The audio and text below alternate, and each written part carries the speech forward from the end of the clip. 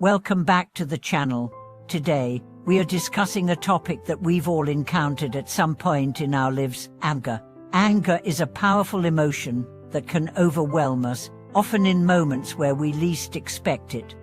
Perhaps you've experienced a time when a simple comment or misunderstanding made your blood boil.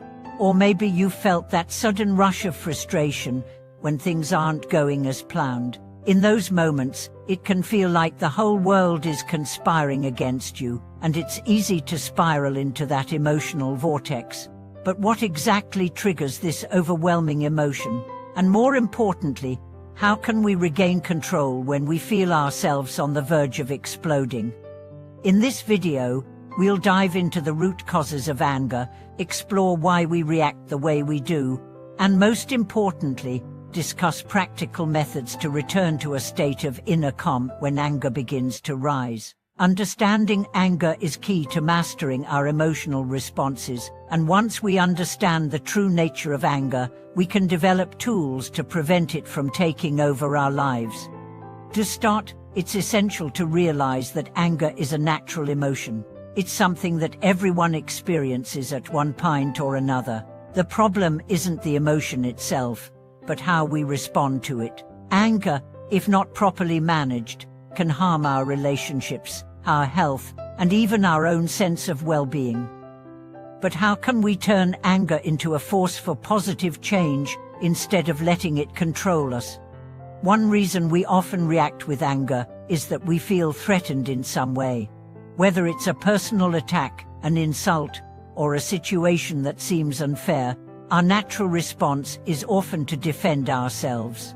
This is a deeply ingrained survival mechanism. The moment we feel our safety or well-being is at risk, our fight or flight response is activated, and anger becomes our emotional weapon of choice. This is where the challenge lies. Our fight or flight instincts are strong, but we need to learn how to override them when the situation doesn't actually require a confrontation. Take, for example, a situation in traffic. You're driving home from a long day at work, feeling tired and stressed. Suddenly, another driver cuts you off, and you feel an immediate surge of anger. In that moment, it seems like the only way to release that tension is to react, perhaps with a honk or a shout. But what's really happening underneath the surface? In reality, the other driver's actions have no personal impact on you. The feeling of anger is triggered by a perception of unfairness or inconvenience, not by a real threat to your well-being. Yet, our instincts led us to react as if it's a life-or-death situation. The first step in managing anger is understanding that much of it is based on perception. We often think of anger as a reaction to external events, but the truth is, it's more about how we interpret those events. This is where mindfulness and emotional awareness come into play. If we can pause for a moment and observe the situation without reacting immediately, we give ourselves the space to make a more rational decision. This is how we begin to take control of our emotions rather than letting them control us. Another common trigger for anger is the feeling of being misunderstood or unappreciated. How many times have we found ourselves angry after a conversation where we felt our point wasn't heard? When we perceive that others don't value our thoughts or feelings, we often react with frustration. The key to managing this type of anger is communication. Instead of reacting with defensiveness or aggression, we can choose to express ourselves calmly and assertively. This way, we can ensure that our feelings are understood, without letting anger dictate the outcome of the conversation. Anger can also rise when we feel helpless. This could be in a situation where we lack control, whether it's at work, in a relationship, or in our personal lives. When we are powerless, it's easy to feel frustrated and angry. However, instead of allowing ourselves to spiral, it's important to focus on what we can control. Recognizing that we always have the power to control our own responses is key to releasing the grip of anger. Sometimes, the most empowering thing we can do is to accept that we cannot control everything and to focus on what we can change. And now, let's move on to the essential question: how can we return to calm when we feel ourselves getting angry? The first tool is to pause and breathe. It sounds simple, but it's incredibly effective. When we feel anger rising, our breathing tends to become shallow and rapid.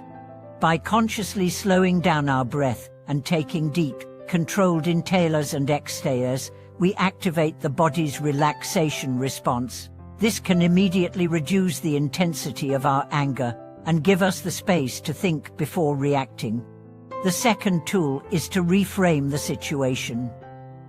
When we feel angry, it's often because we view the situation in a way that makes it seem more threatening than it really is. By asking ourselves, is this really something worth getting upset about? Or, what's the worst that could happen here? We can reframe the situation in a more balanced light. Often, when we take a step back, we realize that the anger isn't proportional to the situation at hand. Another strategy is to focus on the present moment. Anger often stems from rumination, replaying past events, or worrying about the future. This creates a cycle of negative thinking that feeds our anger. By focusing on the present moment, we shift our attention away from the things we cannot change and bring ourselves back into the here and now. This helps to diffuse the emotional intensity and brings us back to a place of calm.